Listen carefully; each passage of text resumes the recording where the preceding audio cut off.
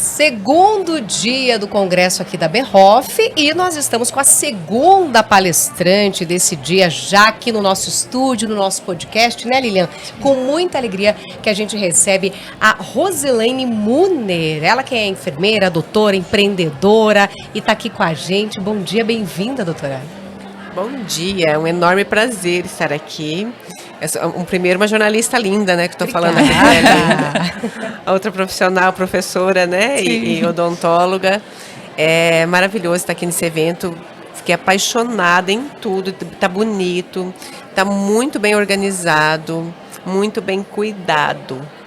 Que bacana, doutora. Nossa alegria te receber aqui para compartilhar o seu conhecimento e também conhecer um pouco mais da sua trajetória. Conta pra gente, sempre foi assim, o seu sonho trabalhar com essa área ou não, doutora? Como é que foi o começo? Como é que a estética entrou na sua vida? Pois é, né? Eu tenho 20 anos na estética, então assim, já tô bem acostumada com isso, assim, mas eu amo o que eu faço. Mas a minha formação, eu sou enfermeira, né? Quando eu fiz enfermagem, nunca na vida eu pensei em trabalhar com estética, é lógico que não. Eu sempre pensei no cuidado mesmo, né? O enfermeiro ele tem essa visão do cuidado um pouco diferenciada dos outros profissionais, porque nós pensamos no paciente como um todo. A minha primeira formação de pós-graduação foi em acupuntura, foi em medicina chinesa. E é aí que veio a estética. Porque na medicina chinesa tem um módulo que a gente trabalha com a acupuntura estética. E aí eu comecei a olhar diferente. Eu falei, nossa, como enfermeira eu tenho uma condição e uma capacidade maior de trabalhar com estética aqui. Eu posso fazer mais que isso, né? Aí eu fui para a China, fiquei 40 dias, fiz uma imersão lá em acupuntura estética.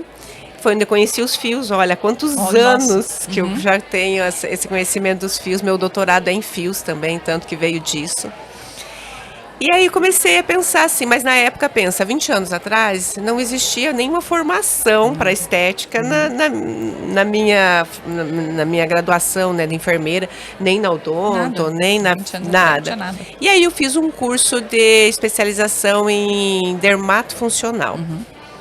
Só que não era o que eu queria, porque dermatofuncional era o quê? Era um tratamento pós-operatório, era drenagem linfática, eram coisas que ainda não era a minha base, eu sempre gostei mais do facial.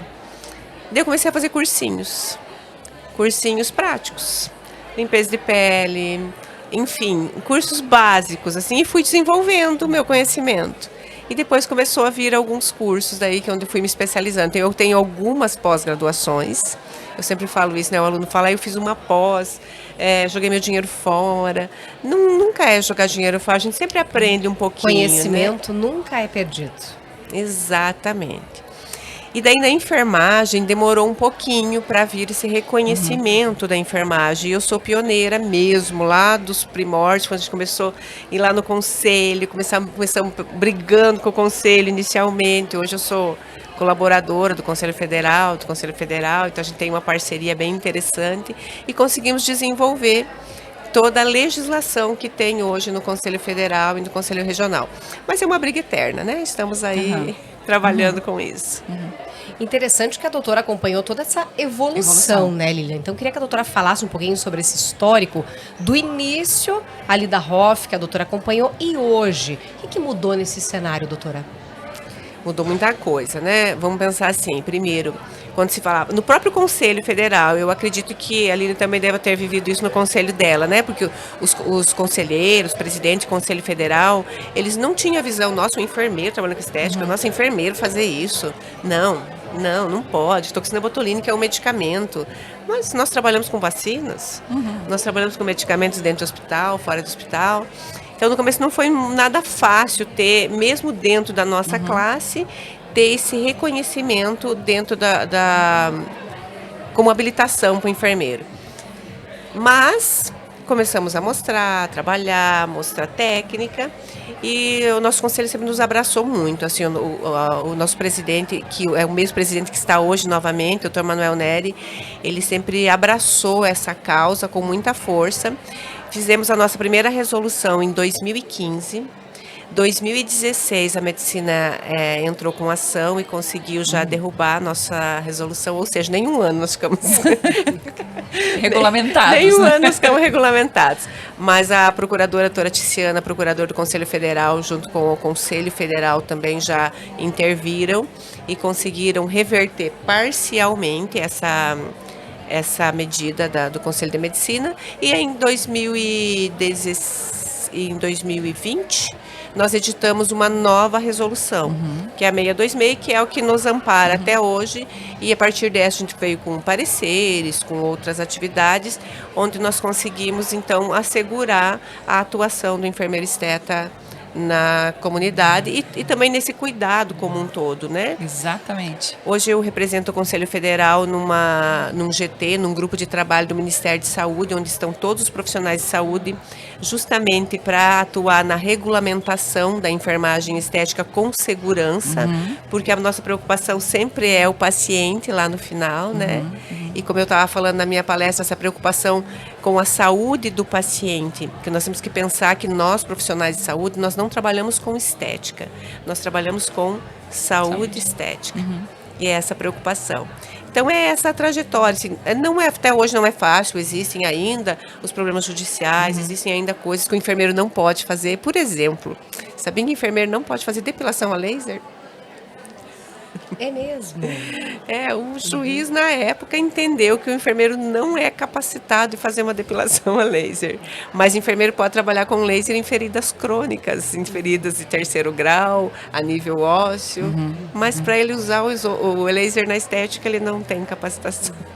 É complicado. Eu acho assim, é difícil a gente não enxergar o paciente como dependente de todas essas áreas da saúde. Exato. Né? O paciente precisa do olhar do médico, do dentista, do enfermeiro, para que tudo se feche, né, para tratamento da sua saúde. Ele não pode ser segmentado, picadinho, né? Ele é um ser inteiro, né? Ele é um ser inteiro e cada um dos profissionais tem a sua parcela para contribuir. Perfeito. Né? A gente sempre fala que a multidisciplinaridade, mesmo no trabalho, né? Porque tem coisas que eu, como enfermeira, não tenho mesmo capacidade de fazer, que eu preciso que um médico faça. Preciso que um dentista faça. Sim, e vice-versa. Exato, que cada um vai ter sua área de atuação e sua expertise na sua área, né? Exatamente. Então a gente tem que pensar assim, o profissional que diz que é bom em tudo, não é bom em nada. Então eu sim tenho que seccionar a minha área de atuação, mas o paciente é um só. É um só. Ele é inteiro, então para ele ter um resultado de um bioestímulo, como eu estava falando na palestra, eu preciso saber como está a saúde dele. Então não é que eu vou cuidar às vezes de um procedimento que seja médico, mas eu preciso acompanhar a saúde dele como está.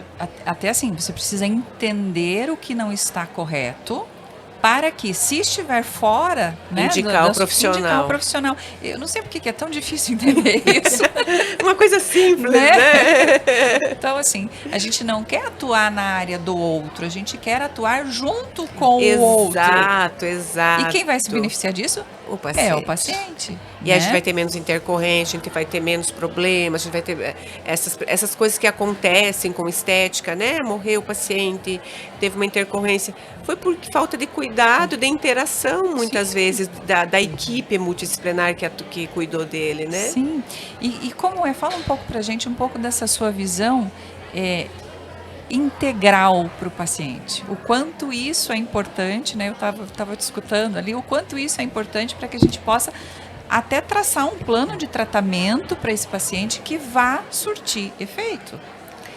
Então, essa é a base, né? Eu sempre falo assim, como eu falei antes, a gente trabalha com a saúde do paciente, não só com a estética, porque para eu ter um resultado estético, a saúde tem que estar boa. Então, por exemplo, quando eu vou fazer um bioestimulador no paciente, eu preciso avaliar esse terreno biológico, está tão na moda, né? Essa fala, né? Para ele receber esse produto. Então, na minha prática do dia a dia, na primeira o enfermeiro ele tem um diferencial, lógico que eu puxo a sardinha para o meu lado, né? O enfermeiro ele tem um diferencial que quando a gente faz, primeiro que nós somos obrigados a fazer a sistematização da assistência de enfermagem, ou seja, o processo de enfermagem. Então, seja para um simples toxina botulínica que o paciente vai fazer comigo, eu preciso fazer essa avaliação, fazer a anotação de tudo que eu estou fazendo. Então, eu não vou simplesmente anotar ruga na testa, toxina botulínica. Eu preciso entender o porquê está tendo essa ruga na testa. Se é da idade, se é passivo da idade dele. Mas por que um paciente de 53 anos, da minha idade, tem ruga, outros têm menos, outros têm mais? Então eu preciso avaliar o envelhecimento intrínseco dessa pessoa. É porque ela trabalhou no sol? É porque ela não usou protetor solar? É porque realmente o DNA dela tem essa indicação de produzir menos? Então, não é igual para todo mundo. Não é todo mundo que tem essa carinha com 41 anos. Adorei. Não é todo mundo que vai ter essa... Eu sempre falo assim, eu normalmente falo assim, como que é a sua mãe? Com quem você é parecido? Com a sua mãe ou com o seu pai? Com a minha mãe.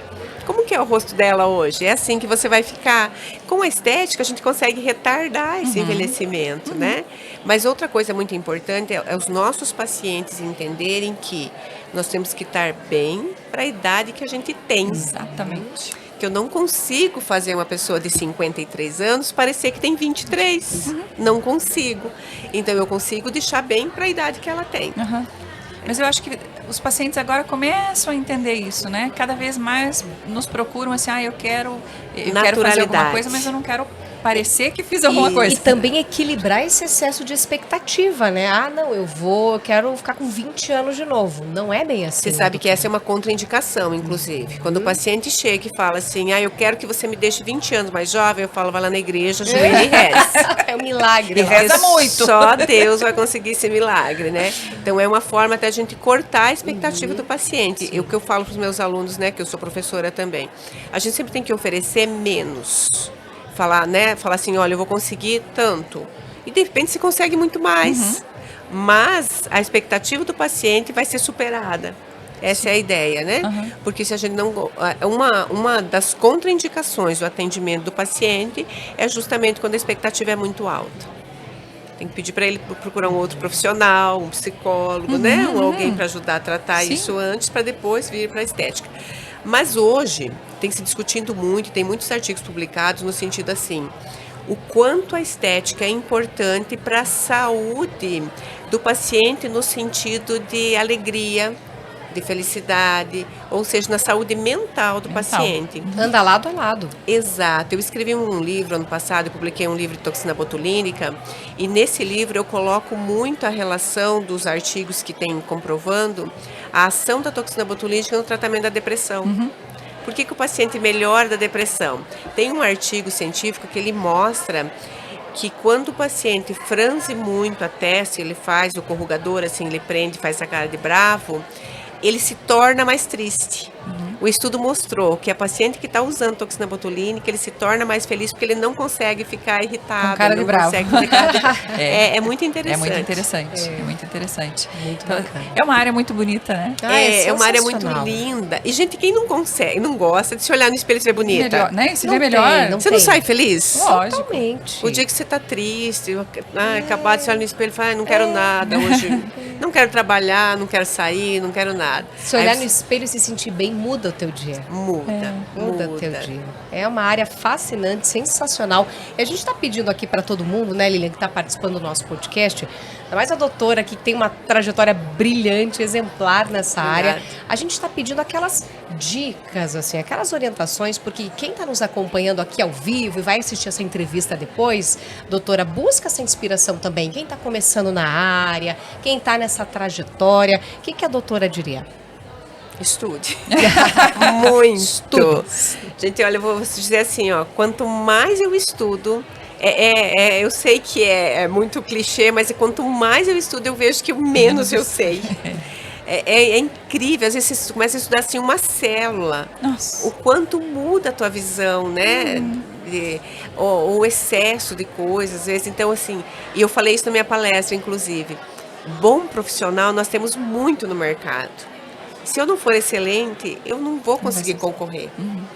Então, onde que eu vou buscar excelência? E outra coisa, hoje tem se buscado muito mentoria com famosos. Famosos em que sentido? TikTok, Instagram. A gente tem que buscar conhecimento com quem tem conhecimento. Com quem publica, com quem tem artigo, com quem realmente estuda, né? E busca esse conhecimento de base mesmo da saúde. E não só do que está na moda. Porque a Perfeito. moda vai e volta. A Vai moda passar. não é isso hoje, né? O bocão já passou, Aham. o bochechão já passou, A agora mandíbula quadrada já passou. Agora a naturalidade está voltando, Aham. né? Então a dica realmente é essa, é procurar profissionais de referência, estudar em bons cursos, nunca vai ser demais.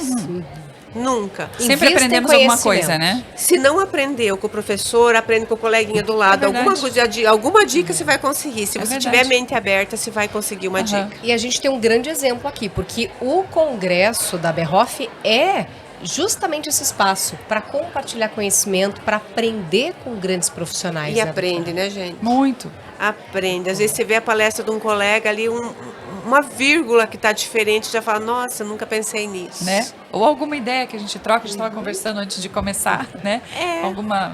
A gente sempre aprende. Sempre. Só querer, né? Só querer. Estar aberto É para aprender, não achar que sabe tudo. Exatamente. A gente aprende. E Exatamente. agradecer demais, doutora Roselaine Muner, que aceitou participar aqui do nosso podcast, a segunda palestrante do dia. Doutora, muito Muito obrigada. obrigada pela presença, Parabéns pela pelo trabalho, disponibilidade. pela trajetória, pelas inspirações que a doutora trouxe pra gente. Muito obrigada. Muito obrigada. Obrigada a vocês. Obrigada pelo tempinho aqui, pela conversa, que amei. Adoramos. Obrigada. Obrigada.